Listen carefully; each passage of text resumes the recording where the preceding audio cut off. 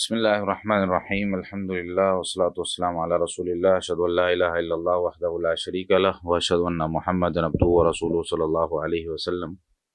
ہم نے سورہ بقرہ کی تفسیر ماشاءاللہ شروع کی ہوئی ہے اور 16 آیتیں ہم نے پڑھ لی ہیں۔ آج 17 نمبر آیت سے ہم نے سٹارٹ کرنا ہے، اور اس آیت میں آپ کو پہلے یہ تفصیل سے بتایا جا چکا ہے کہ آیت نمبر 20 تک منافقین کا تذکرہ چل رہا ہے، اور منافقین کے یعنی دوسرا رکوع جہاں پہ ختم ہو رہا ہے آیت نمبر 20 تک، تو منافقین کے حوالے سے ہی ساری بات یہاں پہ ہو رہی ہے۔ یہاں پہ منافقین کی مثال ذکر کی جا رہی ہے۔ ان کی مثال کیا ہے؟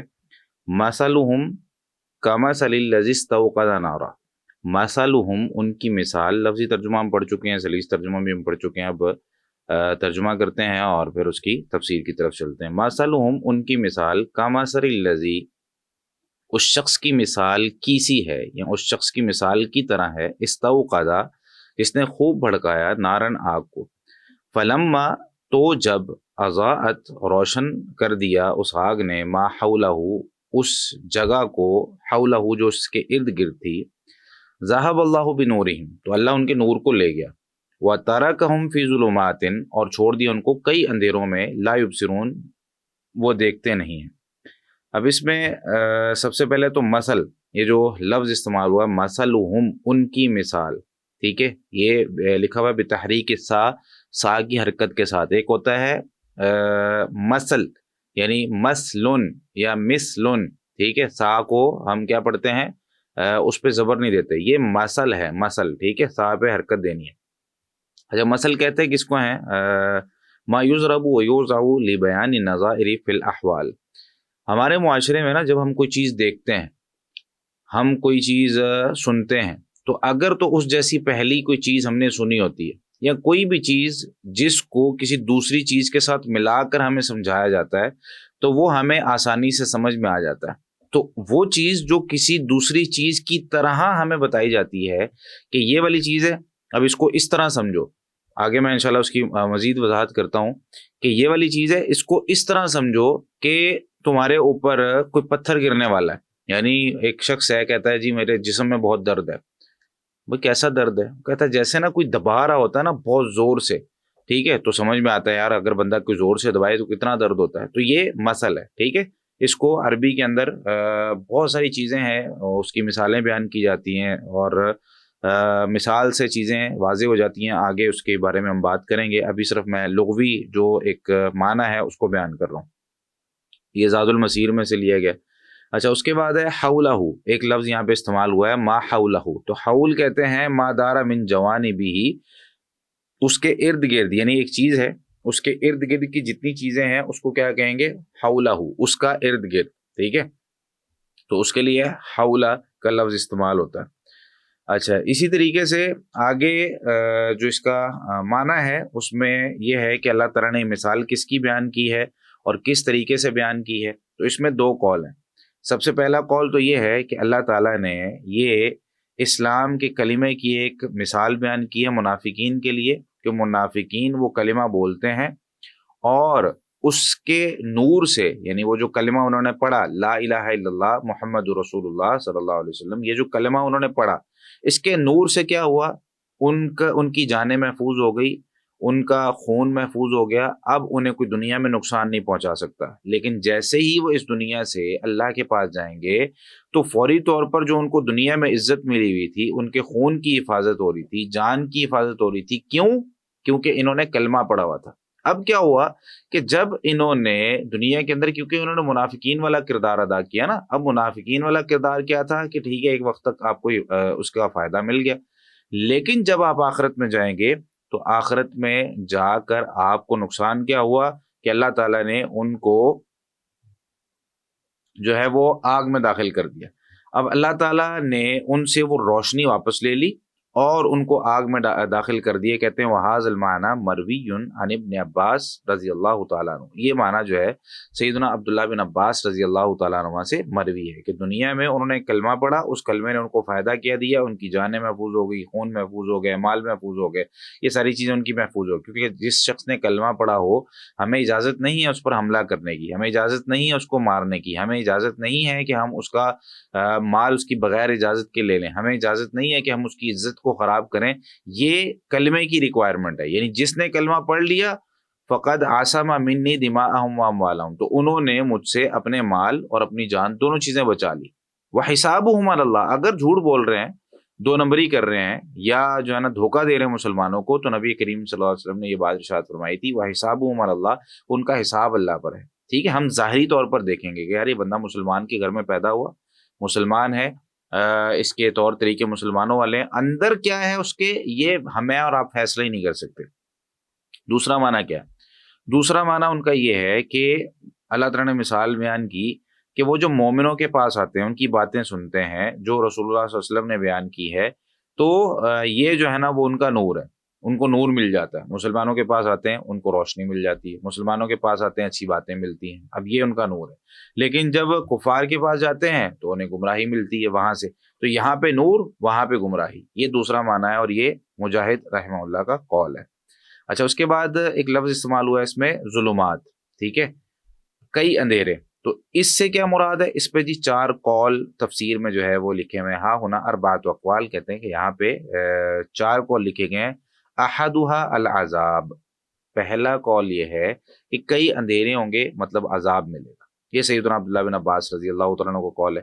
دوسرا ظلمت الکفر, کفر کے جو اندھیرے ہیں, کفر کا جو اندھیرا ہے وہ ظلمات میں ان کو ملے گا, یہ مجاہد رحمہ اللہ کا قول ہے. تیسرا جو قول ہے وہ یہ ہے کہ ظلمت یلقی اللہ علیہم بعد الموت, ایک ایسا اندھیرا جو اللہ تعالیٰ ان کو مرنے کے بعد دے گا, یہ تیسرا قول ہے, یہ قتادہ رحمہ اللہ کا. اور چوتھا قول جو ہے وہ یہ کہ ان کی منافقت ہے, یہ سدی رحمہ اللہ کا قول ہے.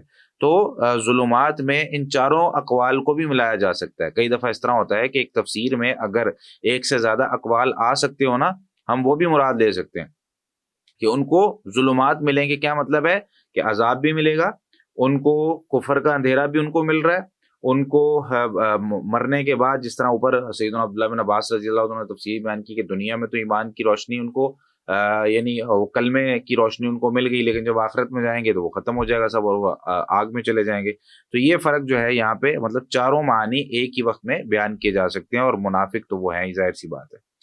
اچھا, اس کے بعد تفسیر کی طرف چلتے ہیں. تو تفسیر میں یہاں پہ منافقین کی حالت بیان ہو رہی ہے کہ منافقین وہ ظاہری طور پر ایمان لائے تھے اور اندر سے ایمان نہیں لائے تھے, رسول اللہ صلی اللہ علیہ وسلم کا اقرار, ان کی رسالت کا اقرار نہیں کیا تھا. تو یہاں پر اب وہ ایک ایسی گمراہی میں چلے گئے کہ انہوں نے ظاہری طور پر تو ان کو لگ رہا تھا کہ ہم بالکل ٹھیک کر رہے ہیں, اور مشرک کو یہی لگتا ہے, منافق کو یہی لگتا ہے کہ ہم بالکل ٹھیک کر رہے ہیں, لیکن آخرکار نتیجہ ان کا بالکل خراب ہوتا ہے. اب یہاں سے اس آیت سے جو مسئلے نکلتے ہیں وہ کیا ہیں؟ سب سے پہلے تو یہ اسلوب ہمیں پتہ چلتا ہے کہ مثال دے کر بات سمجھانا, یہ اللہ تعالیٰ نے بھی قرآن کریم میں استعمال کیا ہے, رسول اللہ صلی اللہ علیہ وسلم نے بھی احادیث میں استعمال کیا ہے, ہم بھی اپنی روزمرہ کی زندگی میں مثالیں استعمال کرتے ہیں. اچھا, مثالوں کا فائدہ کیا ہوتا ہے؟ یہاں جو ہے نا وہ میں نے اس پہ سرچ کیا تھا کہ مثال دینے سے فرق کیا پڑتا ہے. یعنی ایک بات آپ ویسے سمجھا رہے ہو کسی کو, اور ایک بات آپ مثال دے کے سمجھا رہے ہو, تو دونوں میں فرق کیا ہے؟ تو یہاں جو ہے وہ سب سے پہلی اس کی ہیڈنگ یہ ہے کہ تصور واضح اور قریبی محسوس ہوتا ہے. یعنی جس چیز کو آپ سمجھا رہے ہوتے ہیں وہ ایسے لگ رہا ہوتا ہے جیسے یار یہاں پہ ہو رہا ہے. جیسے میں درد والی مثال دی, یہاں پر ایک اور مثال ہے, جیسے اگر یہ کہا جائے کہ زندگی ایک سفر ہے. ٹھیک ہے, اب سفر میں کیا ہوتا ہے, مشقتیں بھی ہوتی ہیں, اس میں آسانیاں بھی ہوتی ہیں, کبھی جو ہے نا کھانے کو اچھا ملتا ہے, کبھی نہیں ملتا ہے. لیکن یہ ایک میں نے جسٹ ویسی مثال دیے بغیر ایک ہیڈنگ آپ کو بیان کر دی کہ زندگی ایک سفر ہے.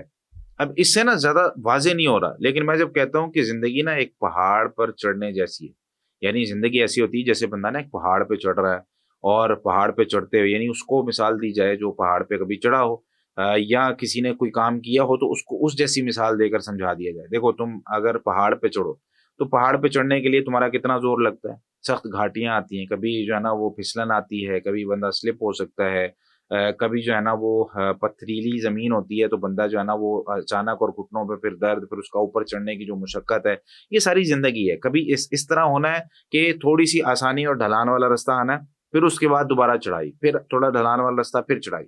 تو یہ ہوتا ہے مثال دے کر کسی چیز کو سمجھانا.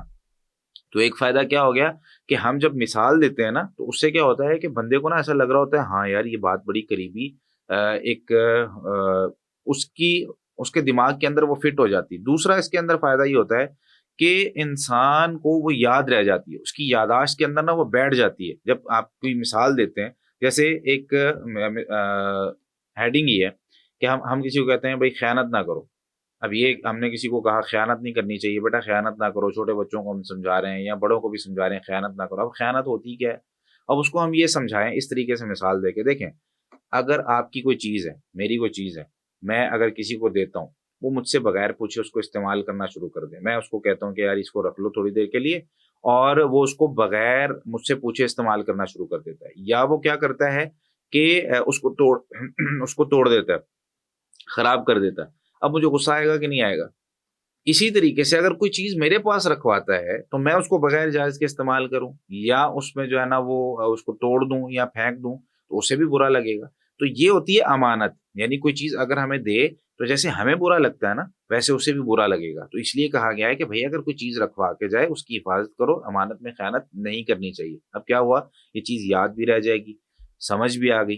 تیسرا فائدہ کیا ہوتا ہے، سامع یا قاری کی دلچسپی پیدا ہو جاتی ہے. یعنی ایک آپ نے سیدھا سیدھا جملہ بولا، اور دوسرا یہ ہے کہ آپ جب اس کو مثال دے کے فرماتے ہیں، ایک مثال دے کے سمجھاتے ہیں. ایک آپ نے کہا کہ محنت کرو، بھائی چلو محنت کرو. اب بچوں کو کیا پتا محنت کیسے کرتے ہیں یا محنت کا پھل کیا ہوتا ہے. ان کو ایک مثال دیتے ہیں، بیٹا دیکھیں ابھی ہم یہ کوئی چیز کھا رہے ہیں، کوئی چیز ہاتھ میں پکڑائیں اس کے، یہ دیکھیں یہ کہاں سے آیا ہے. اب وہ بچہ بتائے گا یہ جو ہے نا وہ مارکیٹ سے لے کے آئے. مارکیٹ میں کہاں سے آیا؟ اچھا جی مارکیٹ میں یہ کسی باغ سے توڑا ہوگا. باغ میں کیسے آ گیا؟ اچھا باغ میں اس طریقے سے آیا کہ کسی بچے نے اور کسی مالی نے وہاں پہ بیج اگایا ہوگا. ٹھیک ہے، تو آپ اس کو شروع میں لے جائیں. اب وہاں سے آپ کہیں گے دیکھیں کتنی محنت ہوئی ہے، یہ جو پھل آپ کے ہاتھ میں آیا ہے اس سے پہلے محنت کتنی ہوئی ہے. تو اگر محنت کریں گے تو نتیجہ پھر اس طرح کا ملے گا کہ انسان اس کو اچھے طریقے سے بیٹھ کے آرام سے کھا سکتا ہے. تو یہ کچھ جو ہے نا وہ فوائد ہیں مثالوں کے. اور بھی بہت سے فوائد ہیں لیکن یہاں پہ اتنے کافی ہیں، ہم اس کی بہت زیادہ ڈیٹیل میں نہیں جا رہے. تو یہی وجہ ہے کہ اللہ تعالیٰ نے قرآن کریم میں مثالیں بیان کی ہیں. آگے بھی کئی ایک مثالیں آئیں گی تو میں نے کہا یہاں پہ آپ کو ڈیٹیل سے یہ چیز سمجھا دوں کہ قرآن کریم میں یا کسی کو بات سمجھاتے ہوئے مثال دینا یہ بہت اچھی عادت ہے. بہت اچھے سے لوگ بات سمجھ سکتے ہیں. اور جب آپ مثالیں دے کر کسی چیز کو سمجھاتے ہیں کہ اس کو یوں سمجھ لیں کہ جیسے کوئی یہ کر رہا ہے تو وہ بہت اچھے سے یاد بھی ہو جاتی ہے. قرآن کریم میں اللہ تعالیٰ نے یہ 3 آیتیں میں نے یہاں پہ ذکر کی ہیں. سورہ حشر کی آیت نمبر 21 میں ہے وَتِلْكَ الْأَمْثَالُ، اور یہ مثالیں نَضْرِبُهَا لِلنَّاسِ، ہم اس کو لوگوں کے لیے بیان کرتے ہیں لَعَلَّهُمْ يَتَفَكَّرُونَ، تاکہ وہ غور و فکر کریں. یہ مثالیں اس کا مقصد کیا ہو گیا قرآن نے اب جو بیان کیا ہے تاکہ وہ غور و فکر کریں. تو مثال کا ایک مقصد اس لیے بھی ہے کہ غور و فکر کریں. سورہ عنکبوت کی آیت نمبر 43 سے 43 میں اللہ تعالیٰ فرماتے ہیں وَتِلْكَ الْأَمْثَالُ نَضْرِبُهَا لِلنَّاسِ، اور یہ مثالیں ہم لوگوں کے لیے بیان کرتے ہیں. وَمَا يَعْقِلُهَا إِلَّا الْعَالِمُونَ، نہیں سمجھتے ان مثالوں کو مگر علم والے، جاننے والے. تو پتہ کیا چلا کہ مثالیں سمجھنا بھی یعنی ہر بندے کا کام نہیں ہوتا. ایسا نہیں ہوتا کہ آپ ہر کسی کو ہی مثالیں دینا شروع کر دیں. ہر بندے کی کیپیسٹی الگ ہوتی ہے مثال کو سمجھنے کی. ہر بندے کا جو ہے نا وہ زاویہ الگ ہوتا ہے کسی چیز کو دیکھنے کا. کچھ لوگ مثالوں سے سمجھتے ہیں، کچھ لوگوں کو اشارے سمجھ میں آتے ہیں، آپ ان کو ہلکا سا اشارہ کریں گے ان کو سمجھ میں آئے گا. کچھ لوگوں کو آپ کو ڈیٹیل سے سمجھانا پڑے گا کہ بھائی یہ والا جو معاملہ ہے، یہ والا جو کام ہے، اس کو اس طریقے سے کرنا ضروری ہے. اچھا سورہ زمر کی آیت نمبر 27 میں اللہ تعالیٰ فرماتے ہیں وَلَقَدْ ضَرَبْنَا لِلنَّاسِ فِي هَذَا الْقُرْآنِ مِنْ كُلِّ مَثَلٍ، اور البتہ یقیناً ہم نے بیان کیا لوگوں کے لیے اس قرآن میں ہر قسم کی مثال لعلہم یتذکرون، تاکہ وہ نصیحت حاصل کریں. تو اللہ تعالیٰ نے مختلف مثالیں کیوں دی؟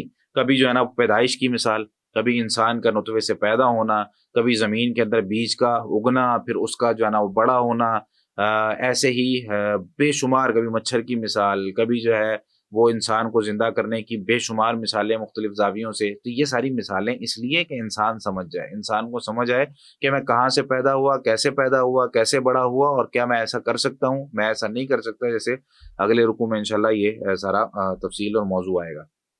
ایک مثال میں آپ کو دینے لگا ہوں حدیث سے.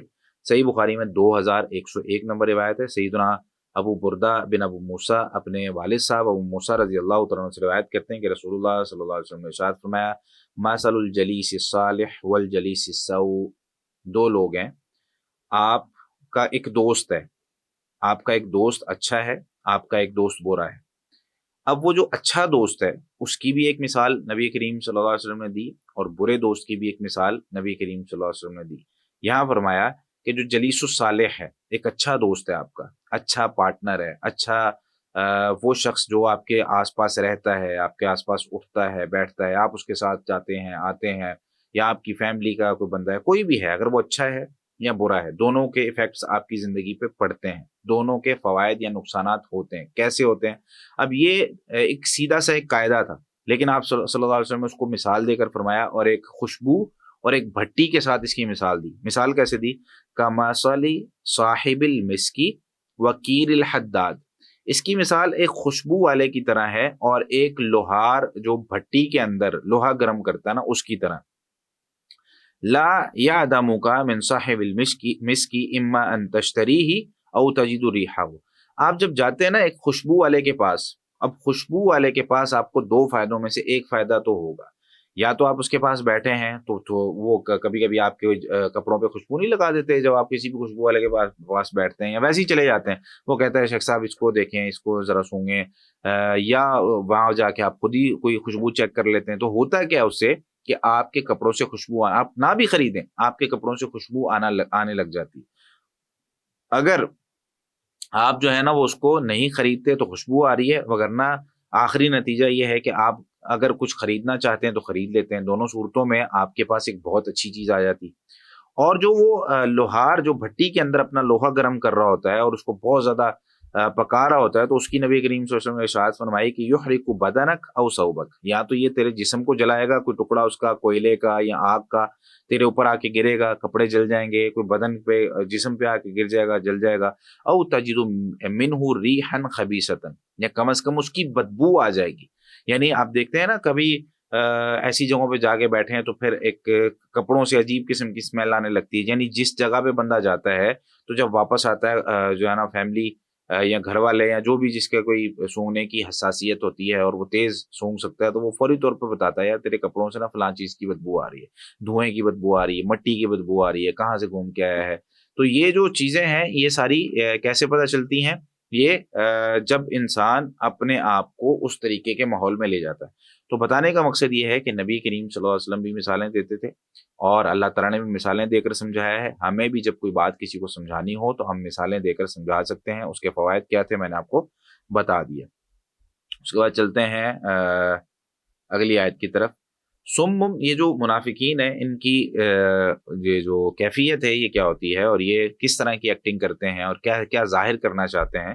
سمم بکمن عمیٌ فہم لا یرجعون، سمن بہرے ہیں، بکمن گونگے ہیں، عمیٌ اندھے ہیں، فہم لا یرجعون تو یہ لوٹتے نہیں ہیں یا لوٹیں گے نہیں، ٹھیک ہے۔ اچھا، اب اس میں اس کو یاد کرنے کا طریقہ کیا ہے، کیونکہ تینوں جو ہے نا لفظ سیم ایک جیسے لگتے ہیں، سمم بکمن عمیٌ۔ اب جب ہم ترجمہ کر رہے ہوتے ہیں تو ہمیں پتہ نہیں لگتا کہ اس کا ترجمہ جو ہے نا وہ گونگے کرنا ہے یا بہرے کرنا ہے یا اندھے کرنا ہے، کس کا ترجمہ کیا کرنا ہے۔ تو آپ نا اس کو، میں ابھی تھوڑی دیر پہلے اس پہ سوچ رہا تھا کہ کیسے آپ کو یاد کروایا جائے، تو اس کا آسان حل یہ ہے کہ آپ نا چہرے کو تھوڑا سائڈ پہ کر کے اس کو وی شیپ بنا لیں، اپنی انگلی کو یعنی وی شیپ آپ نے یوں کرنا ہے، ٹھیک ہے، یہاں سے یہاں، یعنی کان سے شروع کرنا ہے منہ تک اور منہ سے آنکھوں تک۔ کان سے شروع کرنے کا کیا مطلب ہے؟ سب سے پہلے آپ نے سمن کا ترجمہ کرنا ہے، سمن بہرے ہیں، ٹھیک ہے۔ اس کے بعد آپ نے نیچے لے کے آنا ہے وی شیپ میں، گونگے ہیں، عمیٌ آنکھوں کی طرف لانا ہے، اندھے ہیں، ٹھیک ہے۔ یہاں سے ایسے وی شیپ میں آپ ترجمہ کریں گے نا تو آپ کو یاد ہو جائے گا کہ سب سے پہلے بہرے، پھر گونگے، پھر اندھے، ٹھیک ہے۔ تو یہ ترجمہ آپ کو یاد کرنے سے، اب دیکھیں میں نے مثال آپ کو دی، آپ کو یاد ہو گیا ترجمہ، اب آپ کو رٹا مارنے کی ضرورت ہی نہیں ہے، آپ کو وی شیپ آپ کی ذہن میں بیٹھ گئی۔ اب اس وی شیپ سے کیا ہوگا، آپ کو سمم بکمن عمیٌ اکیلے اکیلے اس کو یاد کرنے کی ضرورت ہی نہیں پڑی، آپ نے اس طرح جو ہے نا وہ اپنے ایک مثال سے جو آپ کے سامنے، یعنی ایک چہرہ تھا، چہرے کے اندر ہم نے اس کو اس طریقے سے یاد کیا جو بہت ہی آسان طریقے سے آپ کو یاد ہو گیا ہے۔ تو اس کو کہتے ہیں جب بھی کسی کو کچھ سمجھائیں بتائیں تو ایک مثال دے دیں، اگر اس کو بہت زبردست ہو جاتا ہے۔ اللہ اکبر. اب جو ہے نا وہ چلتے ہیں سمم بکمن عمیون. تو سمن وہ بہرے ہیں. بہرے کیوں ہیں بھائی؟ تو تفسیر بغوی میں یہ بات لکھی ہوئی ہے کہ سمن عن الحق کی لا یقبلونہ، جب ان کو حق بیان کیا جاتا ہے، حق بات ان کو جا کر سمجھائی جاتی ہے تو اس کو قبول ہی نہیں کرتے. یعنی بار بار آپ کسی کو ایک بات سمجھا رہے ہوں تو وہ اس بات کو قبول ہی نہیں کر رہا. کوئی شخص میرے پاس آئے، آ کر مجھے ایک بات بتائے کہ جی شیخ صاحب یہ اس طرح ہے، میں کہتا ہوں یار بھائی جیسے مرضی ہے، میں نے نہیں ماننا. وہ کہتا نہیں بات ایسے ہے. میں کہتا ہوں بھائی میں نے نہیں ماننا. اچھا تو آخر کار کیا ہوتا ہے؟ ہم کہتے ہیں کہ یار بھائی وہ بندہ وہ سنتا ہی نہیں بات، وہ اپنی بات سے وہ کبھی پھرتا ہی نہیں ہے. وہ جو کہتا ہے بس وہ کہتا ہے جی میں ہی ٹھیک ہوں. تو ایسے بندے سے بات، ایسے بندے سے بندہ جو ہے نا وہ کسی بہرے سے بات کر لے وہ زیادہ اچھا ہے. تو ان کو اس طریقے سے بہرا کہہ دیا کہ وَإِذَا لَمْ يَقْبَلُوا كَأَنَّهُمْ لَمْ يَسْمَعُوا، یعنی جب انہوں نے قبول ہی نہیں کرنا تو گویا ایسے ہی ہے جیسے وہ سن ہی نہیں رہے. یعنی میں اس کو بتا رہا ہوں، میں سمجھا رہا ہوں، میں سنانا چاہ رہا ہوں، اگلا بندہ اگنور کری جا رہا ہے. تو ایسے ہی ہو گیا نا جیسے وہ میری بات کو سن ہی نہیں رہا. تو بار بار جب کسی کو بات بتائی جائے اور وہ سن ہی نہیں رہا تو وہ سمن میں آتا ہے. بکمن یہ جب ظاہر سی بات ہے کوئی بندہ حق بات سن نہیں رہا تو حق بات کرے گا کیسے؟ اب وہ حق بات نہیں کر رہا، بکمن گونگا ہے. ٹھیک ہے، گونگا یہ نہیں کہ وہ زبانی، یعنی یہاں پر بطور مثال یہ بات ذکر کی جا رہی ہے کہ وہ گونگوں جیسا بیہیو کرتا ہے، وہ گونگوں جیسا بننے کی کوشش کرتا ہے. اور وہ کہتا ہے کہ مجھے، یعنی میں ایک تو حق بات سنوں گا نہیں، اگر سن بھی لی تو اگنور کر دیا، اس کو آگے بیان ہی نہیں کرنا. نقصان کیا ہوتا ہے؟ یہ ایک بندہ جب معاشرے کے اندر نا، خاص طور پہ مسلم معاشرے میں، بندہ جب لوگوں کو حق بات بیان ہی نہ کر رہا ہوتا تو آخر کار اس کا نقصان اس پر بھی آتا ہے. ہمیں یہ بات بہت زیادہ سمجھنے کی ضرورت ہے کہ ہم یہ سمجھتے ہیں کہ اگر ہم کسی کو نیکی کی دعوت دیتے ہیں یا برائی سے روکتے ہیں تو اس کا فائدہ صرف اس کو ہوتا ہے. یعنی میں نے کسی کو اگر نیکی کی دعوت دے دی، اس کو نیکی کی طرف لگا دیا، تو کیا اس کا فائدہ صرف اس کو ہوگا؟ برائی سے اگر میں نے کسی کو نہیں روکا کسی جگہ پہ تو وہی کر رہا ہے نا، مجھے کیا نقصان ہے اس کا؟ نہیں. اس کی مثال نبی کریم صلی اللہ علیہ وسلم نے بہت زبردست دی ہے، وہ آگے میں آپ لوگوں کو حدیث سناتا ہوں انشاءاللہ. لیکن پہلے اس چیز کو سمجھ لیں کہ وہ حق بات کہتے نہیں، لوگوں کو سمجھاتے نہیں، اور اس کا ان کو نقصان ہو رہا ہے. نقصان کیا ہو رہا ہے؟ ٹھیک ہے، اللہ تعالیٰ نے ان کے دلوں پر مہر لگا دی. اب لا یرجعون، وہ واپس بھی نہیں آ رہے. اب جب ان کی یہ جو عمل ہے وہ اس طرح کا ہے، عمیون وہ اندھے ہیں، یعنی جب انہوں نے اس چیز کی طرف جانا ہی نہیں، اس چیز کو دیکھنا ہی نہیں، اس چیز کو سمجھنے کی کوشش ہی نہیں کرنی، تو پھر ان کو کہہ دیا گیا بھائی ان کا عمل اس طرح کا ہے. اب ایک بندہ جب کوئی بات سن ہی نہیں رہا، اب ایک بندہ کچھ بول ہی نہیں رہا حق کے حوالے سے، اس کو پتہ بھی یہ صحیح ہے، اس کو پتہ بھی ہے کہ اس چیز کے اندر جو ہے نا وہ صحیح کیا ہے غلط کیا ہے، لیکن وہ اس کو مان ہی نہیں رہا، تسلیم ہی نہیں کر رہا. تو اب خلاصہ کیا ہے اس کا کہ بھائی ایک بندہ، میں نے بہت زور لگا لیا، میں نے بہت سمجھا لیا، اس کو سمجھانے کے لیے میں روزانہ کی بنیاد پہ اس کو سمجھانے جاتا ہوں، وہ جب بھی یہ بات شروع ہوتی ہے نا وہ ایسے ہو جاتا ہے جیسے بات ہی نہیں کرنا چاہتا. تو آخر کار پھر میرا نظریہ یہ بن جاتا ہے کہ میں اس کے بارے میں یہ کہتا ہوں کہ بھائی یہ بندہ یہ حق بات کو سنتا ہی نہیں، بولتا ہی نہیں. تو اللہ تعالیٰ کو کیونکہ پتہ ہے، اللہ تعالیٰ نے سب ہمارا دیکھا ہوا ہے کہ مستقبل میں ہم نے کیا کرنا ہے، تو اللہ تعالیٰ نے پھر نبی کریم صلی اللہ علیہ وسلم کو یہ بات بتا دی کہ جو منافقین ہے نا ان پہ آپ زور نہ لگائیں، انہوں نے آپ کی بات نہیں ماننی. ٹھیک ہے، آپ اگلے بندوں پہ جا کے تھوڑی محنت کر لیں، مزید جو ہے نا وہ نئے مسلمان بنا لیں. یہ جو پرانے ہیں یہ اگر کوئی خرابی کرتے ہیں ان کو چھوڑ دیں، یہ انہوں نے نہیں ماننا. ٹھیک ہے، یہ بتایا آپ صلی اللہ علیہ وسلم کو، اس لیے بھی جا رہا تھا. اللہ اکبر. اس میں جو مثال میں نے آپ لوگوں کے سامنے مطلب صحیح بخاری کی ایک حدیث میں نے یہاں پہ ذکر کی ہے، 2493 نمبر حدیث ہے، اور یہ حدیث سیدنا نعمان بن بشیر رضی اللہ تعالیٰ عنہ سے. اس حدیث میں جو مسئلہ ذکر ہوا ہے وہ یہ کہ ایک بندہ ہے جو جس کے پاس علم ہے اور وہ دیکھ رہا ہے کہ اس کے سامنے کوئی شخص برائی کر رہا ہے اور وہ اس کو روکنے کی کوشش نہیں کر رہا. کیا اس کو دنیا میں بھی کوئی نقصان پہنچے گا یا اس کو کوئی نقصان نہیں پہنچتا؟ تو اس کی ایک مثال ہے، کیونکہ مثالوں کی بات چل رہی تھی تو میں نے اس وجہ سے یہ مثال یہاں پہ ایڈ کر دی. ایک تو مثال نبی کریم صلی اللہ علیہ وسلم دیتے تھے اور بات اس سے سمجھ آ جاتی تھی، وہ یہاں پہ ایڈ ہو جائے گی. اور دوسرا سمم بکمن، یہ جو بکمن ہے گونگے رہتے ہیں کہ بات ہی نہیں کرتے، کسی کو سمجھاتے نہیں، اچھائی کی دعوت ہی نہیں دے رہے، کسی کو دین کی طرف لانے کی کوشش ہی نہیں کر رہے، تو ان لوگوں کے لیے ایک سبق ہو جائے گا کہ بھائی بولنا چاہیے. لوگوں کو کم از کم اچھائی اور برائی کا فرق بتانا چاہیے. آپ اپنی اولاد کو نہیں بتائیں گے بیٹا یہ غلط ہے یہ صحیح ہے، کل وہ جب آپ کے اوپر بات کرے گا تو آپ کس کو بلیم کر سکتے ہیں، کس پر جا کے اعتراض کریں گے؟ جب آپ اس کو بچپن سے نہیں سکھائیں گے کہ بیٹا بڑوں کا احترام کرنا ہوتا ہے تو وہ کل آپ پر بھی بات کرے گا نا. جب آپ اس کے سامنے کسی کو گالی دے رہے ہوں گے، جب آپ اس کے سامنے کسی کا جو ہے نا وہ برا سوچ رہے ہوں گے، جب آپ اس کے سامنے جھوٹ بول رہے ہوں گے تو وہ کل کیا کرے گا؟ وہ آپ کے ساتھ بھی جھوٹ بولے گا. تو اس لیے بھائی بچپن سے ہی کسی کو بتانا یا کسی کو سمجھانا یہ بہت ضروری ہوتا ہے. اس چیز میں ہم جو ہے نا وہ بہت پیچھے ہیں. تو سیدنا نعمان بن بشیر رضی اللہ تعالیٰ عنہ سے روایت ہے، وہ نبی کریم صلی اللہ علیہ وسلم سے روایت کرتے ہیں کہ مثل القائم علی حدود اللہ والواقع فیہا، اللہ تعالیٰ نے کچھ حدود نافذ کی ہیں، کچھ کام کرنے کے ہمیں حکم دیا ہے، کچھ کاموں سے ہمیں منع کیا ہے. وہ اللہ تعالیٰ کی حدود ہیں. اللہ تعالیٰ نے کہا ہے کہ بھئی یہ باؤنڈری ہے، اس کے ارد گرد تم نے رہنا ہے، اس کے باہر نہیں جانا، اس کے اندر نہیں آنا. یعنی جہاں اندر آنے سے منع کیا وہاں اندر نہیں آنا، جب باہر جانے سے منع کیا وہ باہر نہیں جانا، اس کے اوپر چلنا ہے. تو یہ اللہ تعالیٰ کی حدود ہیں.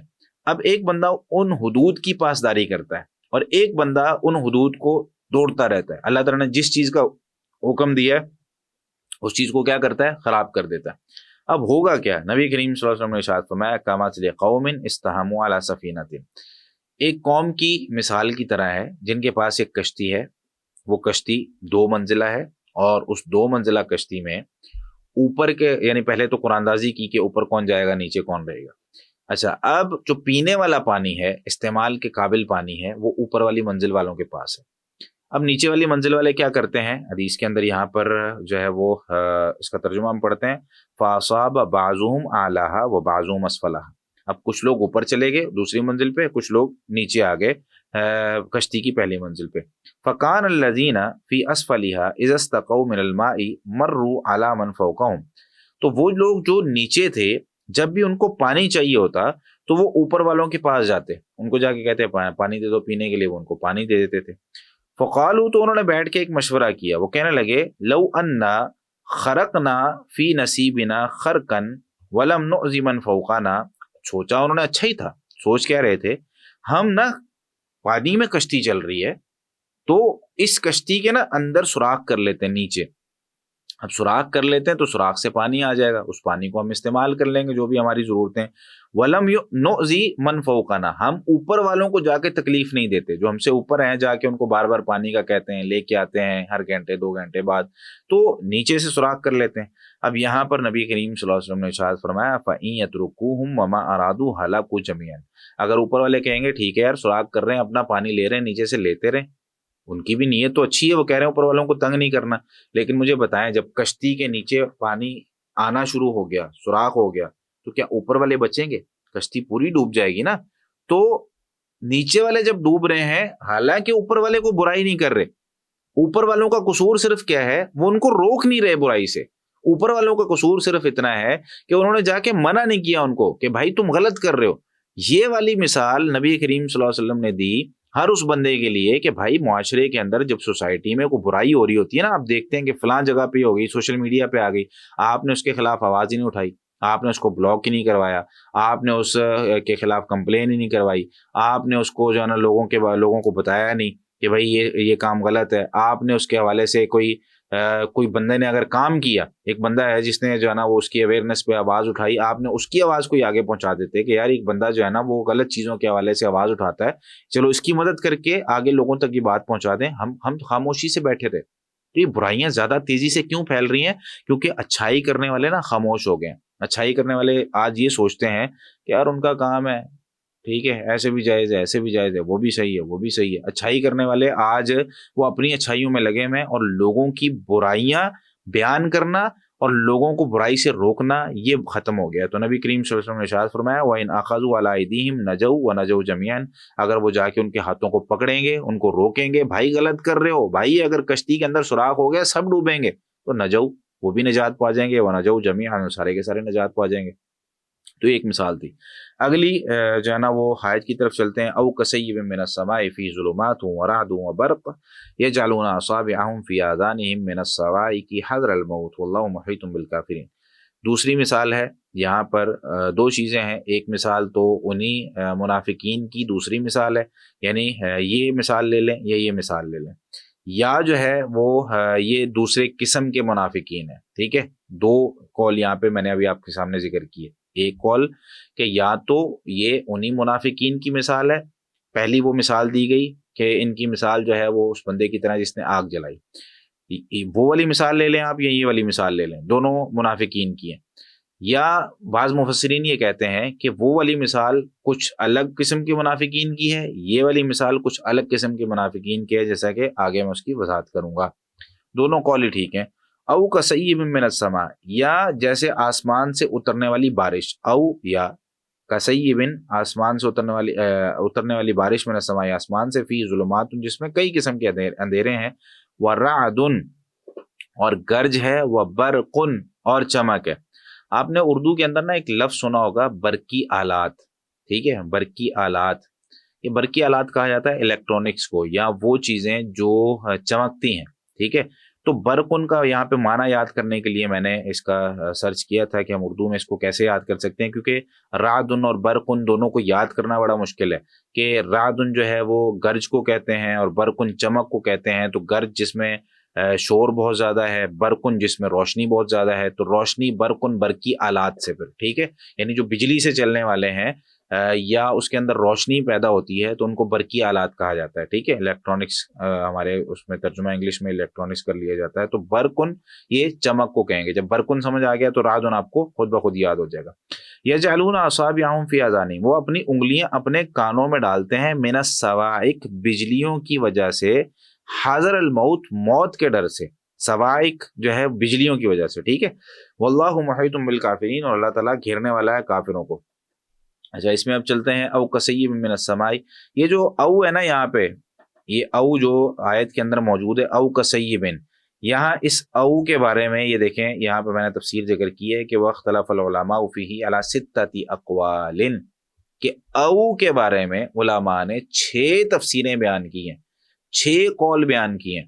یہ قول میں آپ کو بیان نہیں کر رہا. ٹھیک ہے, صرف میں اتنا بیان کر رہا ہوں کہ بھائی دیکھیں قرآن کریم کی تفسیر پہ علماء کرام نے, مفسرین نے کتنی محنتیں کی ہیں. ہمیں خلاصے مل جاتے ہیں, ہمیں قدر نہیں ہوتی. ہم سمجھتے ہیں کہ یار بھائی یہ جو عالم دین نے مسئلہ بیان کیا نا, یہ بالکل سمپل سا تھا.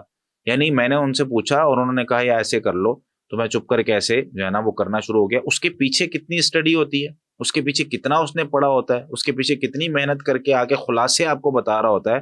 یہ صرف بتانا مقصود ہے کہ علماء کی عزت کریں, احترام کریں. ہمارے معاشرے میں جو خاص طور پہ بڑے علماء ہیں, میں اپنی بات نہیں کر رہا, میں ایک چھوٹا سا طالب علم ہوں, لیکن جو بڑے علماء ہیں ان کی قدر کرنا, کہ بھائی جنہوں نے زندگیاں کھپائی ہیں. اب 6 قول کسی چیز کے بارے میں پڑھ کے پھر اس کا خلاصہ آپ کو ایک قول میں, 2 قول میں, کہ یار یہ دونوں جو ہے نا وہ یہاں پہ بن سکتے ہیں, وہ آپ کو بتایا جائے, تو اس کا مطلب کیا ہے کہ اگلے بندے نے وہ ہمیں جو ہے نا ہمارے 2 گھنٹے بچا دیے. خود 2 گھنٹے جو ہے نا وہ کتابی دنیا کے اندر جا کے رہا ہے. وہ اس میں کوئی بزنس کر سکتا تھا, اس میں کوئی کام کر سکتا تھا, اپنی فیملی کے لیے جا کے یا کسی کو وقت دے سکتا تھا, یا اور بہت سے کام, وہ کہیں گھومنے جا سکتا تھا, لیکن وہ ہمارے لیے بیٹھا رہا نا, ہمیں قرآن سمجھانے کے لیے, ہمیں بتانے کے لیے, دین پڑھانے کے لیے. تو یہ ساری چیزیں اس کو سمجھنے کی ضرورت ہے. تو ایک قول یہاں پہ صرف بیان کروں گا. پہلا کہ او جو ہے نا یہ تخیر کے لیے آتا ہے, یعنی عرب لوگ جو ہے نا وہ اس طرح کی مثال دیا کرتے ہیں, جالس الفقہاء او النحویین, فقہا کے ساتھ بیٹھ جاؤ یا نحویوں کے ساتھ بیٹھ جاؤ, یعنی تمہارا اختیار ہے, وہ لے لو یا یہ لے لو. تو اس طریقے سے جو ہے نا وہ او استعمال ہوتا ہے. ٹھیک ہے, تو یہ باقی قول میں چھوڑ رہا ہوں. یہ اس لیے نہیں چھوڑ رہا کہ یہ جو ہے نا وہ مطلب یہاں پہ لکھے ہیں یا کوئی اور اس کا کوئی مقصد ہے. یہ صرف اس لیے چھوڑ رہا ہوں کہ یہ ابھی گرامر کی چیزیں آپ لوگوں کے ویسے بھی اوپر سے گزرنی ہے, تو گرامر کے لحاظ سے ہم کوشش کرتے ہیں کہ آج اگر تھوڑا ٹائم نکلتا ہے تو ہم ضمیریں پڑھ لیتے ہیں, وگرنہ کل انشاءاللہ شروع میں گرامر کی آپ کو ضمیریں پڑھا کے پھر انشاءاللہ اگلی آیت کی کروں گا. اور آج ہم نے یہ 20 آیتیں ختم بھی کرنی ہے. ٹھیک ہو گیا. اچھا, اب یہاں پہ ہم چلتے ہیں. یہ جو ہے نا وہ 6 قسمیں یہاں تک انہوں نے بیان کر دی, وہ سادس. ٹھیک ہے, اس کے بعد یہاں پر اب یہ یہاں سے اس کی تفسیر شروع ہو رہی ہے.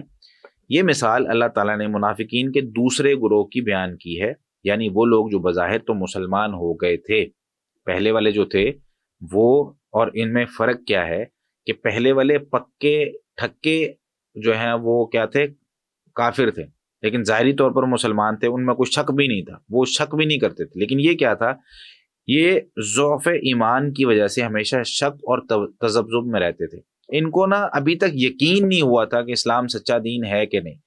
یہ ایمان لے آئے تھے، یعنی مسلمان ہو گئے تھے ظاہری طور پر. ایمان تو تب لفظ استعمال ہوتا ہے جب سینے میں اور دل میں اتر جائے، پہلے مسلمان لفظ استعمال ہوتا ہے. تو یہ لوگ اپنے آپ کو جو ہے نا وہ یہ کہتے تھے کہ ہم اسلام لے آئے ہیں، لیکن کیا ہے شک رہتا تھا، اور راحت اور آرام کی صورت میں مطمئن نظر آتے تھے. یعنی جب مسلمانوں کو مال غنیمت مل گیا، جب کوئی نعمت مل گئی تو کہتے تھے ہاں بھی ہاں مسلمان بالکل ٹھیک ہیں. لیکن جب کوئی تکلیف کا سامنا ہوتا، جب کوئی مسئلہ ہوتا تو پھر شک اور شبہ میں پڑ جاتے. قرآن کریم میں اس کو بیان کیا سورۃ الحج کی آیت نمبر 11 میں، وَمِنَ النَّاسِ، اور لوگوں میں سے مَن يَعْبُدُ اللَّهَ عَلَى حَرْفٍ، کچھ ایسے لوگ بھی ہیں جو ایک کنارے پر کھڑے ہو کے اللہ کی عبادت کرتے ہیں. فَإِنْ أَصَابَهُ خَيْرٌ اطمأنَّ بِهِ، اگر اس کو کوئی اچھی چیز مل جائے نا، خیر مل جائے، کوئی بھلائی مل جائے، اطمأنَّ بِهِ، تو اس کے ساتھ نا مطمئن ہو جاتا ہے، ہاں یہ ٹھیک ہیں، یہ اچھے لوگ ہیں، یہ جو ہے نا وہ واقعی مسلمان اللہ کے یہ آخری رسول ہیں، رسول اللہ صلی اللہ علیہ وسلم، اور یہ مسلمان ان کو فالو کر رہے ہیں اور یہ بالکل ٹھیک جا رہے ہیں.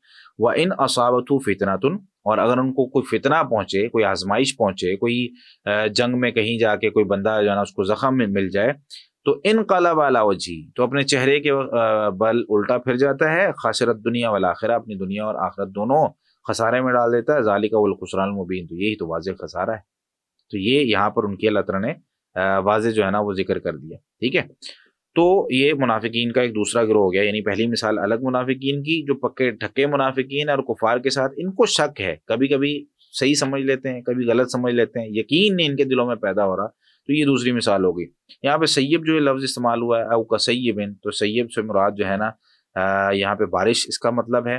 اور سیب عام طور پہ کہتے ہیں کلو ما نزل من الاعلی الی الاسفل، ہر وہ چیز جو اوپر سے نیچے کو اترے اس کو سیب کہا جاتا ہے. ٹھیک ہے، تو سیب یہاں پر بارش کے لیے اور آسمان سے بادلوں سے اترنے والی چیز کے لیے استعمال ہو رہا ہے. تو ویسے عام طور پر اگر دیکھیں تو ہر وہ چیز جو اوپر سے نیچے اترتی ہے اس کو سیب کہتے ہیں. اس کے بعد اس میں ظلمات لفظ استعمال ہوئے ہے، ظلمت ان کی جمع ظلمت آپ کو پتہ ہے اندھیرے کو کہتے ہیں. رعد لفظ استعمال ہوا ہے، رعد جو ہے کہتے ہیں وہ صوت الذی یسمع من السحاب، یہ وہ آواز ہوتی ہے جو بادل کے اندر سے سنی جاتی ہے، جس کو آپ جو ہے نا وہ کڑک کہہ لیں، یا ہم بجلی کا چمکنا بھی کہتے ہیں. یعنی بجلی کا چمکنا تو وہ روشنی ہوتی ہے، لیکن ہمارے ہاں اس کو استعمال کر لیا جاتا ہے کہ بھئی آج بجلی کڑک رہی ہے. تو وہ جو کڑکنا ہوتا ہے نا، وہ اس کو آپ رعدن کہہ سکتے ہیں. وہ برقن وہو النار التی تخرج منہ، یہ وہ آگ ہوتی ہے جو اس سے نکلتی ہے. یعنی آپ نے دیکھا ہوگا کبھی کسی پر آ کے روشنی گرتی ہے تو وہ اس کو ہم کہتے ہیں بجلی گری، کسی پر بجلی گرنا، تو وہ کیا ہوتی ہے؟ برقن ہوتی ہے. تو قال علی و ابن عباس و اکثر المفسرین، سیدنا علی اور سیدنا عبداللہ بن عباس اور اکثر مفسرین یہ کہتے ہیں الرعد، یہ جو الرعد کا لفظ آیا نا، اسم ملکن یسوق السحاب، یہ اس فرشتے کا نام ہے جو بادلوں کو ہانک کر لے کر جاتا ہے. یعنی اللہ تعالیٰ نے بادلوں پر ایک فرشتہ مقرر کیا ہوا ہے، اس فرشتے کا کام ہے بادلوں کو جمع کرنا، ایک جگہ سے دوسری جگہ لے کر جانا. اب وہ جو فرشتہ ہے اس کا نام الرعد ہے. ٹھیک ہے، یہ تفسیر بھی صحیح ہے کیونکہ صحابہ کر رہے ہیں اور سیدنا عبداللہ بن عباس رضی اللہ تعالیٰ فرما رہے ہیں، اور خلاصہ اس کا نتیجہ وہی نکلتا ہے جو ہم نے بیان کیا، اس لیے ترجمہ اس کو بیان کر دیا جاتا ہے. کہتے ہیں والبرق، اور یہ جو برق ہوتا ہے لمعان صوت من نور یسجر به الملک السحاب، یہ ایک کوڑا ہوتا ہے جو نور اور روشنی کا بنا ہوتا ہے، جو بادلوں کو، جس طرح آپ نے دیکھا ہوگا ہمارے معاشرے کے اندر گدھے کو یا گھوڑے کو یا کسی جانور کو ہانک کر لے کے جا رہے ہوتے ہیں نا، تو اس بندے کے ہاتھ میں ایک کوڑا ہوتا ہے جس سے وہ کبھی اگر ہلکا ہو جائے، اس کو تیز بھگانا ہو، جلدی کہیں پہنچنا ہو، تو وہ اس کو اس سے چوٹ لگاتا ہے. تو اسی طریقے سے اس کے ہاتھ میں جو وہ ایک روشنی ہے تو وہ روشنی اس سے اس کو مارتا ہے. ٹھیک ہے، تو وہ جب زیادہ زور سے لگتی ہے تو وہ زمین پہ آ کے گرتی ہے. تو یہ اس طرح کے معنی جو ہے وہ صحابہ کرام نے بیان کیے ہیں. اب اس میں خلاصہ یہ ہے کہ اللہ تعالیٰ نے یہاں پر جو ذکر کیا ہے کہ یجعلون اصابعہم فی آذانہم، لغوی طور پر کہ وہ اپنی جو انگلیاں ہیں نا ان کو اپنے کانوں میں ڈالتے ہیں. من الصواعق، صواعق کیا ہے؟ یہ صاعقۃ ان کی جمع ہے. صاعقہ کہتے ہیں اس چیخ کو، وہی الصیحۃ التی یموت من یسمعها او یغشى علیہ، یہ اتنی سخت چیخ ہوتی ہے کہ جو اس کو سن لیتا ہے کم از کم وہ بے ہوش ہوتا ہے، اور اگر چیخ تھوڑی سی زیادہ ہو جائے وہ مر جاتا ہے. یعنی دو آپشنز میں سے ایک کام ضرور ہوتا ہے، یا تو وہ بندہ مر جاتا ہے اگر مرتا نہیں ہے تو کم از کم بے ہوش ضرور ہوگا، یہ اتنی خطرناک چیخ ہوتی ہے۔ تو یہ جو شور سمجھ لیں، بجلی کی کڑک سمجھ لیں، کوئی بھی جو آواز وہاں سے نکلتی ہے یہ اتنی، کیونکہ انسانوں کے کان جو ہے نا وہ ایک خاص حد تک ایک آواز کو برداشت کر سکتے ہیں، اس سے اوپر برداشت نہیں کر سکتے۔ اور اسی طریقے سے عربی کے اندر نا وہ یقال لکل عذاب مہلک صاعقہ، ہر وہ عذاب جو انسان کو ہلاک کر دیتا ہے اس کو بھی صاعقہ کہتے ہیں، ٹھیک ہے۔ اور قرآن کریم میں اللہ تعالیٰ نے سورہ فصلت میں ذکر بھی کیا ہے، فَإِنْ أَعْرَضُوا، پس اگر یہ لوگ اعراض کر لیں نا، فَقُلْ أَنذَرْتُكُمْ، تو آپ کہہ دیجئے میں تمہیں ڈراتا ہوں، صاعقۃً، ایک عذاب سے، مثل صاعقۃ عاد و سمود، اس عذاب کی طرح جو عاد اور سمود پر آیا تھا، ٹھیک ہے۔ عاد اور سمود کی چیخ یا عاد اور سمود کو ہلاک کرنے والے عذاب کی طرح میں تمہیں ڈراتا ہوں۔ یہاں پر مزید جو ہے وہ نبی کریم صلی اللہ علیہ وسلم کی زندگی سے ہم ایک دو مثالیں لے لیتے ہیں کہ جب آپ صلی اللہ علیہ وسلم کی زندگی میں بادل آتے تھے، بجلی چمکتی تھی، موسم تبدیل ہوتا تھا، ہوائیں تیز چلتی تھی، تو آپ صلی اللہ علیہ وسلم کا چہرہ سرخ ہو جاتا، پریشان ہو جاتے، اور فوری طور پر آپ صلی اللہ علیہ وسلم کبھی اندر کبھی باہر۔ اس میں حدیث صحیح مسلم کی 899 ہے، امی جان سیدہ عائشہ صدیقہ رضی اللہ عنہا زوج النبی صلی اللہ علیہ وسلم ہے، فرماتی ہیں کہ کان نبی صلی اللہ علیہ وسلم اذا عصفت الریح، نبی کریم صلی اللہ علیہ وسلم جب تیز ہوا چلتی تھی تو یہ دعا پڑھتے تھے، اللہم انی اسألک خیرہا، اے اللہ میں بے شک میں تجھ سے اس کے خیر کا سوال کرتا ہوں، وخیر ما فیہا، اور اس کے اندر جو ہے اس کی بھی خیر کا سوال کرتا ہوں، وخیر ما ارسلت بہ، اور جس چیز کو یہ دے کر بھیجی گئی ہے اس کا بھی خیر کا سوال کرتا ہوں، واعوذ بک من شرہا وشر ما فیہا وشر ما ارسلت بہ، اور اگر اس کے اندر کوئی شر ہے میں اس سے بھی پناہ مانگتا ہوں، اور اس کے شر سے بھی پناہ مانگتا ہوں، اور جو چیز یہ دے کر بھیجی گئی ہے یعنی کوئی عذاب یا کوئی اور چیز تو میں اس سے بھی پناہ مانگتا ہوں۔ قالت، تو وہ فرماتی ہیں، وَإِذَا تَخَيَّلَتِ السَّمَاءُ، جب آسمان پہ بادل آتے تھے، تغیر لونہ، آپ صلی اللہ علیہ وسلم کا جو رنگ تھا وہ بدل جاتا، وخرج ودخل واقبل وادبر، آپ صلی اللہ علیہ وسلم آگے جا رہے ہیں، پیچھے جا رہے ہیں، اندر داخل ہو رہے ہیں، باہر آ رہے ہیں، فَإِذَا مطرت، جب بارش ہو جاتی، بارش پانی کی ہو جاتی، سریان ہو، وہ کیفیت پھر ختم ہوتی جا کے، فعرفت ذالک فی وجہہ، تو میں یہ آپ صلی اللہ علیہ وسلم کے چہرے پر پہچان لیتی تھی۔ قالت عائشہ، تو عائشہ فرماتی ہیں، فسألتہ، میں نے آپ صلی اللہ علیہ وسلم سے یہ سوال کر لیا کہ یا رسول اللہ ایسا کیوں ہوتا ہے؟ فقال، تو آپ صلی اللہ علیہ وسلم نے ارشاد فرمایا، لعلہ یا عائشہ کما قال قوم عود، کما قال قوم عاد، عائشہ شاید کہ اس طرح ہو کہ جس طرح قوم عاد نے کہا تھا نا، فلما رأوه عارضا مستقبل اودیتہم، انہوں نے دیکھا کہ ایک بادل ان کے جو ہے نا وہ بستی کی طرف آ رہا ہے، تو انہوں نے دیکھا، فلما رأوه، جب انہوں نے دیکھا، عارضا ایک بادل، مستقبل اودیتہم ان کی بستیوں کی طرف آ رہا ہے، قالوا، تو انہوں نے کہا، ھذا عارض ممطرنا، یہ تو ایک بادل ہے، جسٹ یہ ہم پر بارش برسائے گا، ٹھیک ہے۔ اب وہ بارش تھی لیکن وہ بارش پتھروں کی ہو گئی نا، وہ بارش انہی بادلوں سے پتھر برسنے لگے، اور وہ ان کی بستی کو بالکل اپنی صفائے ہستی سے ان کو مٹا دیا اور ختم کر دیا۔ تو نبی کریم صلی اللہ علیہ وسلم اس لیے پریشان ہوتے تھے کہ کہیں یہ بادل، یہ بجلی، یہ آسمانی کڑک، یہ روشنی، یہ انسان کیسے برداشت کرے گا۔ اور اسی طریقے سے اور بہت ساری حدیثیں ہیں، اس میں آپ کو صرف اتنا بتا دیتا ہوں کہ جتنی قومیں ہیں ان میں سے 3-4 قوموں کا میں نے یہاں پہ ذکر کیا جن کو اللہ تعالیٰ نے پانی کے عذاب سے ہلاک کیا۔ ابھی میں نے یہ اس لیے میں نے یہاں پہ ذکر کیا کہ ابھی جو حالات ہمارے بنے ہوئے ہیں نا وہ سارے اس طرح کے ہیں کہ پانی کا عذاب آ رہا ہے، مسلسل پانی پتہ نہیں کہاں سے نکلی جا رہا ہے، وہ بور جو تھے وہ بھی پھٹ پھٹ کے جو ہے نا دوبارہ پانی زمین کا، ظاہر سی بات ہے زمین کی سطح پہ جہاں پہ پانی نیچے تھا اوپر سے خشکی تھی تو پانی تھوڑا سا فاصلے پہ تھا، اوپر سے بھی پانی ہے، نیچے سے بھی زمین پانی نکال رہی ہے، اور پانی پانی ہر جگہ پہ ہوا ہے۔ یہ اللہ تعالیٰ کی طرف سے عذاب کی ایک جو ہے نا وہ ہمیں بتایا جا رہا ہے کہ اللہ تعالیٰ، اور پانی کا جو عذاب ہے نا، پانی یہ بہت طاقتور چیز ہے۔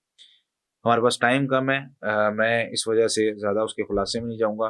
قوم نوح ایک ایسی قوم تھی جن پر پانی کا عذاب ہے، اللہ تعالیٰ نے 950 سال نوح علیہ السلام نے جب دعوت دی اپنی قوم کو، وہ نہیں مانے، تو نوح علیہ السلام نے اپنی قوم اللہ تعالیٰ سے دعا کی تھی، فدعا ربہ انی مغلوب فانتصر، انہوں نے کہا اپنے رب سے دعا کی کہ انی مغلوب فانتصر، اے میرے رب بے شک میں مغلوب ہو چکا ہوں، فانتصر تو ہی میری مدد فرما۔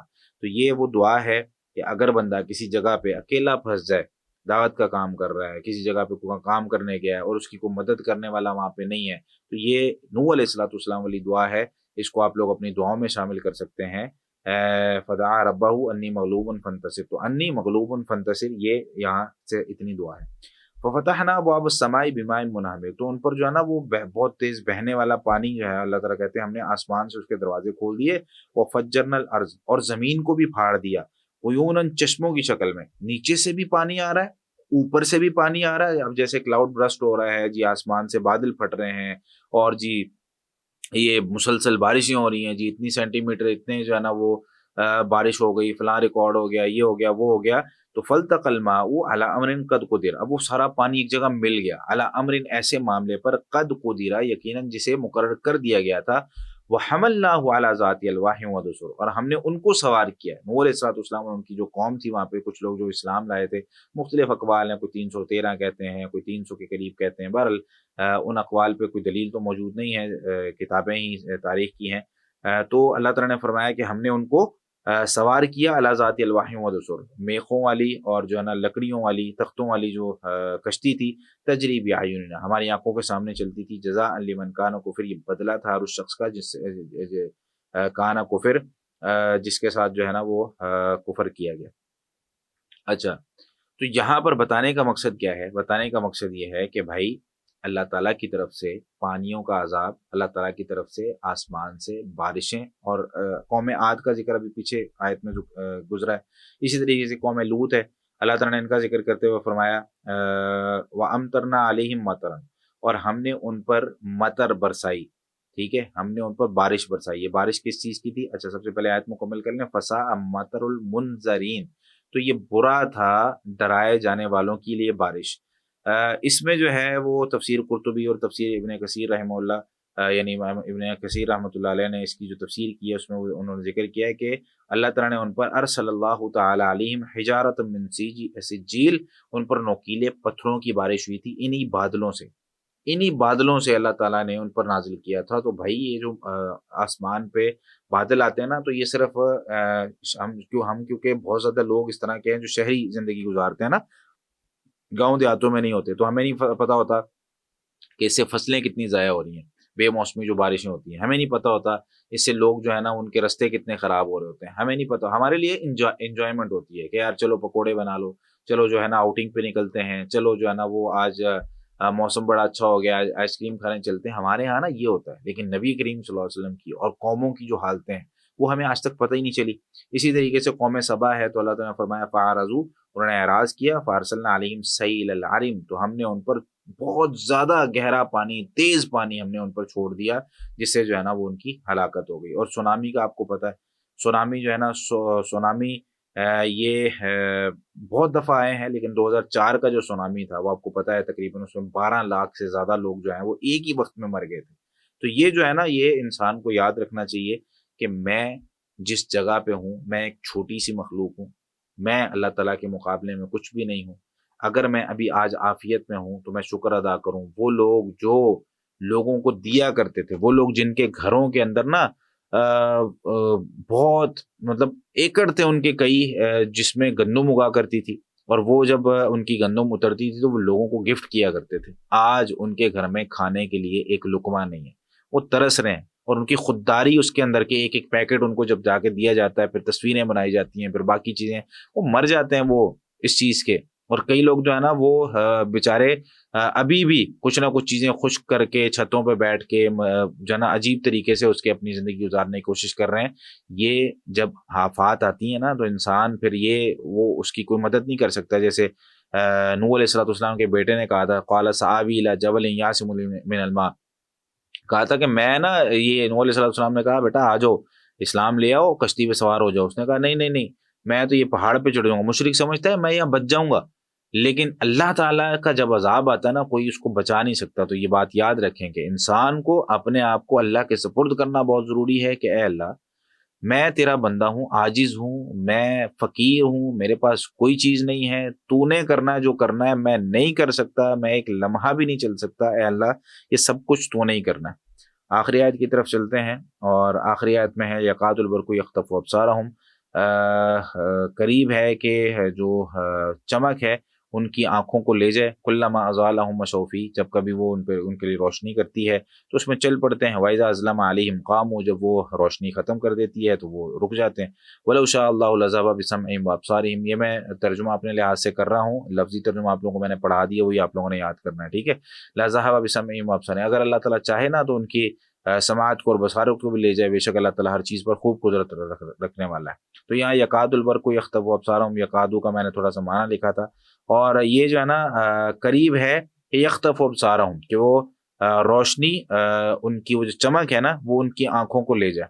انسان جو ہے نا اس کی آنکھیں، یہ اللہ تعالیٰ نے اس میں جو ایک روشنی برداشت کرنے کے لیے ایک طاقت دی ہے نا، تو یہ نارمل جو روشنی ہوتی ہے یہ 1,00,000 لکس تک اس کو برداشت کر سکتا ہے. LUX، یہ لکس ایک لفظ ہے، یہ پیمانہ ہے، روشنی کو ماپنے کا پیمانہ. جس طرح ہم کسی چیز کو، اگر کوئی کسی چیز کا سائز ماپتے ہیں تو اس کو انچیز میں یا میٹرز میں یا فوٹو میں مانتے جو ہے نا وہ اس کو ماپتے ہیں. اسی طریقے سے ہم جب زمین کو ماپ رہے ہوتے ہیں تو کلو میٹر کے حساب سے ماپتے ہیں.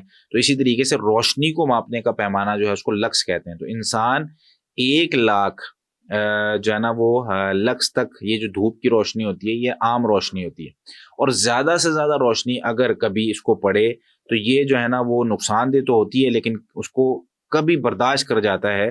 ٹھیک ہے، اس کو ہم جو ہے نا وہ 10,00,000 تک، 10,00,000 لکس تک روشنی یہ انسان برداشت کر سکتا ہے. ہماری جو کمرے کی روشنی ہوتی ہے نا، عام طور پہ آپ کہیں گے پتہ نہیں کدھر لے کے چلے گئے شیخ ہمیں، لیکن یہ چیزیں تھوڑی سی نا ہمیں فائدہ دیتی ہیں کہ جب ہم ان چیزوں پہ جو ہے نا وہ تھوڑا سا دیکھتے ہیں کہ اللہ تعالیٰ نے کیسی ہمیں ایک جو ہے نا وہ طاقت دی ہوئی ہے. ہمارے جو کمرے کی روشنی ہوتی ہے وہ 300 سے 500 لکس کے درمیان ہوتی ہے. یعنی ہم نارملی جو ہے نا وہ اگر تھوڑی سی بھی روشنی ہماری آنکھوں سے ٹکرائے تو ہمیں چیزیں نظر آنے لگتی ہیں. ہماری آنکھوں سے روشنی ٹکرائے گی، کوئی بھی بلب جل رہا ہوتا ہے کمرے میں یا کوئی بھی چیز ہوتی ہے، وہ کسی چیز سے ٹکراتی ہے، ہماری آنکھوں میں آتی ہے تو ہم کسی چیز کو دیکھ پاتے ہیں. وہ روشنی تیز ہو جائے ہم کسی چیز کو نہیں دیکھ سکتے. آپ جب گاڑی چلا رہے ہوتے ہیں روڈ پہ، آپ نے دیکھا ہوگا کہ آگے سے جب کوئی سفید رنگ کی لائٹ مارے یا کوئی بہت بڑی گاڑی آ رہی ہو اور وہ اس کی لائٹیں جب لگتی ہیں تو کچھ لمحے کے لیے ہم بالکل ایسے ہیں، روڈ سنسان ہو جاتی ہے، ہمیں نظر ہی نہیں آ رہی ہوتی کہ یار آگے کیا ہے. تو ہم کہہ رہے ہوتے ہیں بھائی لائٹیں اس کو ڈم کرنی چاہیے. یہ شہروں میں جو اصول ہے ٹریفک کا وہ یہ کہ ہمیشہ لائٹیں کم ہونی چاہیے. تو انسان ایک حد تک روشنی برداشت کرتا ہے، وہ میں نے آپ کو بتا دیا کتنی. تو جب یہ ویلڈنگ والی مشین آپ نے کبھی دیکھی ہو، مردوں کو یہ مثال دے رہا ہوں، تو اس میں سے جو روشنی نکلتی ہے آپ نے دیکھا ہوگا، چشمہ پہن کے اس کو استعمال کر رہے ہوتے ہیں یا آنکھیں فوراً بند کر دیتے ہیں، ویلڈنگ کر رہے ہوتے ہیں، تو وہ جو ہے نا وہ 10,00,000 تک چلی جاتی ہے. تو یہاں اللہ تعالیٰ نے فرمایا کہ اللہ وہ جو روشنی ہے نا، یکاد البرق یخطف ابصارهم، یعنی وہ اتنی شدید ہوتی ہے کہ وہ ان کی آنکھوں کی جو ہے نا روشنی اس کو لے جائے. لیکن اللہ تعالیٰ کی رحمت، اللہ تعالیٰ کی مہربانی کی وجہ سے وہ ان کے لیے کم ہے کہ وہ ان کو نقصان نہیں پہنچاتی. لیکن یہ جب تک اللہ چاہے گا تو وہ اس میں چل پائیں گے، جب اللہ روک دے گا تو وہ اس سے رک جائیں گے. اور اللہ اگر چاہے تو ان کی سماعت اور بصارت کو لے جائے، اس کو بہت بڑے بڑے کام نہیں کرنے پڑیں گے، اس کو روشنی صرف تھوڑی سی زیادہ کرنی پڑے گی. اس کو بصارت اور یہ جو سمعہم ان کے کان ہے تو تھوڑی سی اس کو کڑک تھوڑی سی زیادہ کرنی پڑے گی، وہ جو آواز ہے تھوڑی سی زیادہ کرنی پڑے گی. بس انسان نہ سننے کے قابل رہے گا نہ دیکھنے کے قابل رہے گا. کیوں؟ ان اللہ علی کل شیء قدیر، بے شک اللہ تعالیٰ ہر چیز پر خوب قدرت رکھنے والا ہے. اس بات کو یاد رکھ لیں کہ اللہ تعالیٰ ہر چیز پر خوب قدرت رکھنے والا ہے. اللہ تعالیٰ جو چاہے وہ کر سکتا ہے. تو یہاں تک ہمارے 2 رکوع ختم ہوئے، منافقین کی بات ختم ہوئی. اگلی جو ہے نا وہ ہمارا تیسرا رکوع انشاءاللہ شروع ہوگا. تو اب تک کے لیے جو ہے نا وہ یہاں پہ ہم اس کو ختم کرتے ہیں، آپ لوگوں کے سوالات کی طرف چلتے ہیں.